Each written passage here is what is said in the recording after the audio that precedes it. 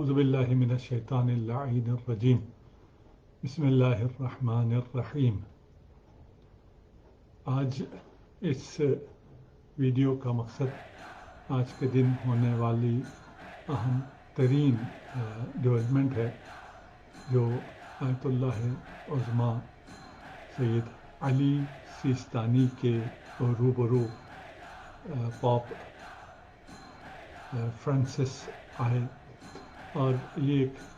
انتہائی اہم ڈیولپمنٹ تھی، اور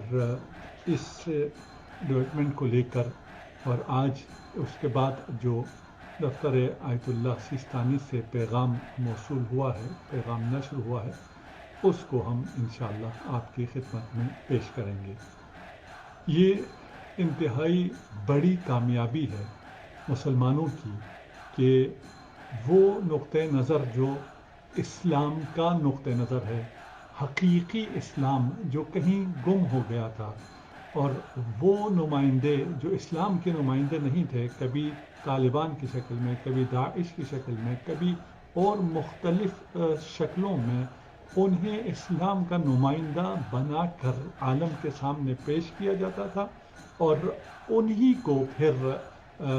انہی کے ساتھ ڈائلاگ کیا جاتا تھا۔ یہ پہلی دفعہ ہے تاریخ معاصر میں جب ایک حقیقی مسلم نمائندہ فرد سے ایک اعلیٰ ترین عیسائی ریلیجس رہنما ملاقات کر رہا ہے، اور یہ اتفاقی نہیں ہے، یہ بغیر کسی پلاننگ کے نہیں ہوا ہے، یہ اس طاقت کا اور اس عظمت کا اعتراف ہے جو مسیحیت کو کرنا پڑا ہے۔ سید علی سیستانی، یا یہ کہوں کہ فقاہت شیعہ نہیں کہوں گا، فقاہت اسلام، کرامت اسلام، عزت اسلام اور شجاعت اسلامی کا اعتراف کرنا پڑا، اور بلند ترین مقام، اور ایک واتیکان کا جو رئیس ہے اور تمام کیتھولک اور عیسائی مذہبی رہنما ہے، جہاں پر بہت بڑے بڑے سپر پاور عیسائی ممالک ہیں، وہ چل کر ایک ایسے فقیر کے گھر پہ آ رہا ہے جس کا نہ کوئی منصب ہے، نہ کوئی دولت ہے، نہ کوئی اقتدار ہے، جس کے پاس کوئی اقتدار نہیں ہے، کوئی منصب نہیں ہے، کوئی ٹائٹل نہیں ہے، کچھ بھی نہیں ہے، ایک فقیر ہے، اور جس گھر میں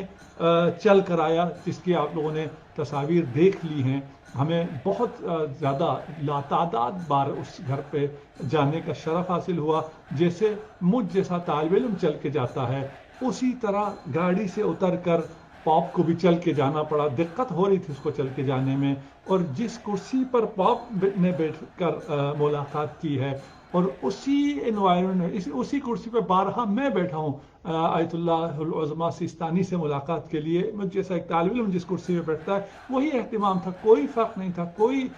چیز نہیں تھی، اور کتنا بڑا فرق واضح نظر آ رہا تھا۔ اگر آپ قرآن پڑھیں، اور قرآن میں ابھی میں ان مثالوں کو پیش نہیں کروں گا کیونکہ ہم اس مہمان کی بھی تعظیم کرنا چاہتے ہیں، کہ وہاں قرآن میں جو باطل طاقتیں ہیں وہ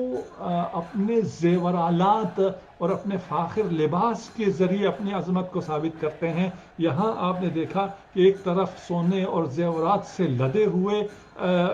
شخصیات تھی، اور اس کے مقابل میں ایک فقیرانہ شخصیہ امام سادہ لباس میں، اور وہ لباس انہوں نے خود ارشاد فرمایا ہے کہ پچھلے 20 سال سے یہ عبا، یہی ایک عبا ہے جو ان کے دوش پر ہے، وہی عبا، اسی عبا میں بیٹھے ہیں، اس لیے کہ جس شخصیت کا زیور علم ہو، تقوی ہو، شجاعت ہو، اسے ان سونے کی چینز کی اور کنگنز کی ضرورت پیش نہیں آتی ہے۔ وہ الہی نمائندہ موسیٰ ہو تو عصا کے ذریعے ایک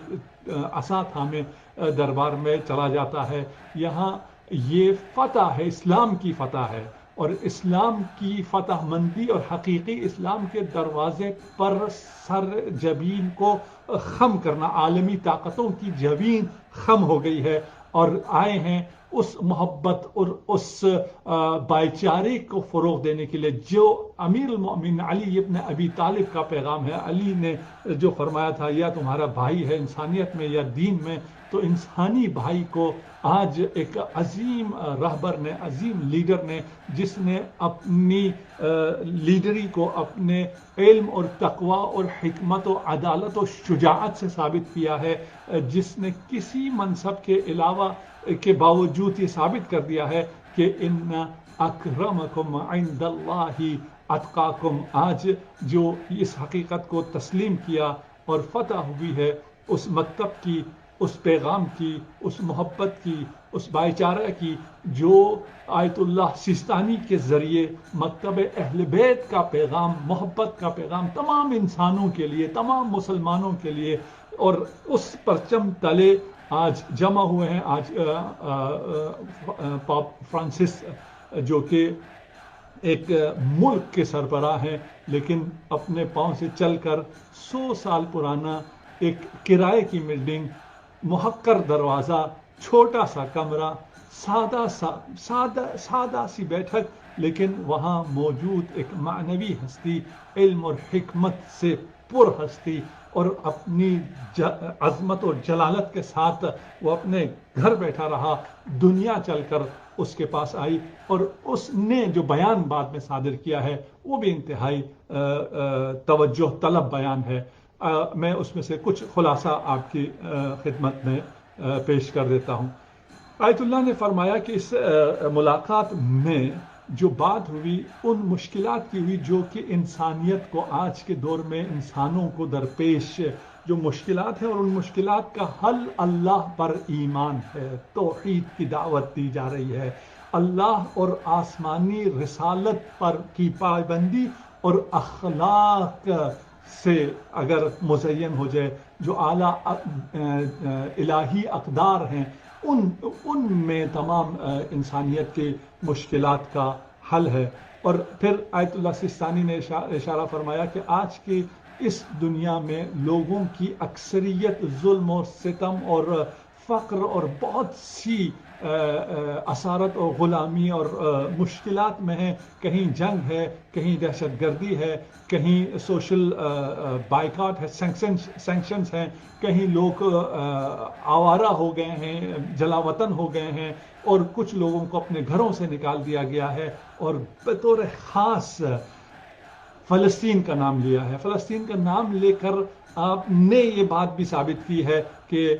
یہ پاپ کسی شیعہ لیڈر کے پاس نہیں آیا ہے، مسلمانوں کے لیڈر کے پاس آیا ہے. پہلی دفعہ کوئی شخص اس مرتبے کا چل کر ایک فقیر کے در پہ آیا ہے. اس فقیر کے در پر اس کی علمی عظمت کی وجہ سے، اس کے تقوی کی عظمت کی وجہ سے مجبور ہو کر وہاں آئے ہیں. ارشاد فرمایا کہ آج جو عدالت اجتماعی نہ ہونے کی وجہ سے، جنگوں کی وجہ سے، محاصرے کی وجہ سے لوگ مشکل میں ہیں، مخصوصاً فلسطین کے لوگ مشکلات کا شکار ہیں. آپ نے فرمایا کہ اگر دینی لیڈرشپ اگر آپس میں بیٹھے اور بات کریں تو پھر اس سلسلے کو بہت حد تک بہتر کیا جا سکتا ہے. اور جو بڑی طاقتیں ہیں وہ حکمت اور عقلانیت کی بنیاد پر، دہشت گردی اور رعب اور طاقت کی بنیاد پر نہیں، بلکہ عقل اور عقلانیت اور حکمت کی بنیاد پر اگر گفتگو کریں. اور یہ نہیں ہو سکتا کہ وہ اپنے منافع، اپنے انٹرسٹ کو سیو کرنے کے لیے دوسری ملتوں کو حقوق سے محروم کرتے. بہت بڑا اشارہ کیا ہے آیت اللہ نے، اور اس شخص کے سامنے کہا ہے جو ان ممالک کا، ان بڑی طاقتوں کا مذہبی پیشوا ہے، کہ اگر ان کو صحیح کیا جا سکتا ہے تو اخلاق کے دائرے میں لا کر ان کو یہ بات پاور کرا کے کہ تم اپنے انٹرسٹ کو تو دیکھ سکتے ہو، لیکن اس قیمت پر اپنے نیشنل انٹرسٹ کو کا دفاع نہیں کر سکتے کہ تمہارے نیشنل انٹرسٹ کے لیے مظلوم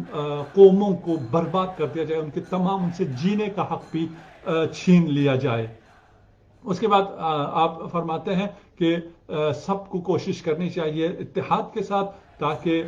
ایک ایسا معاشرہ وجود میں آ سکے جہاں پر ایک میوچل رسپیکٹ کے ساتھ، ایک دوسرے کے ساتھ احترام متقابل کے ساتھ تمام ادیان کے پیروکار آپس میں گفتگو کریں، اچھی طرح فکری تائید کے ساتھ زندگی کریں۔ اس کے بعد آپ نے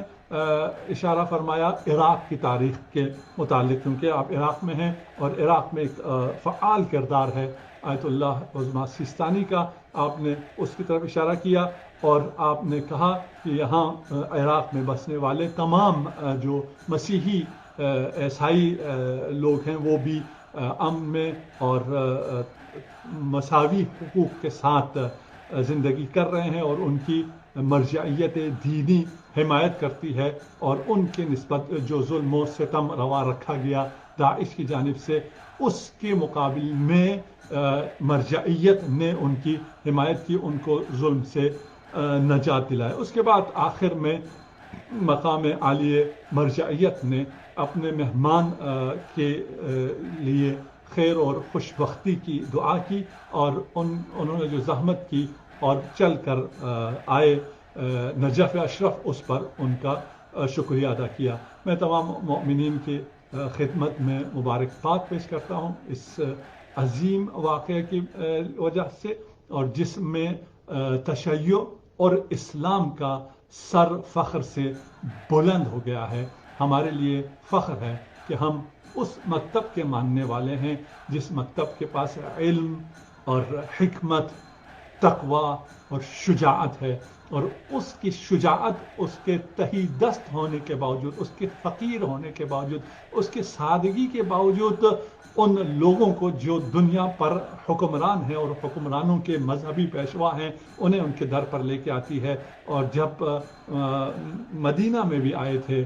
اور یہ بہت زرق لباس میں آئے تھے، بہت زیادہ شاہانہ انداز میں آئے تھے، زیورالات کے ساتھ آئے تھے، لیکن جس رسول کی خدمت میں آئے تھے وہ انتہائی سادگی سے زمین پر بیٹھا ہوا تھا۔ یہاں پر بھی یہ فرزند رسول اور آل رسول میں کا یہ فرد اور فقیہ ہے جس نے اپنی ساری زندگی سادگی میں گزاری ہے، اسی انداز میں، اسی سادگی کے ساتھ اس اسلام کی فتح مندی کا آج سیستانی نے اعلان کیا ہے۔ السلام علیکم ورحمۃ اللہ وبرکاتہ۔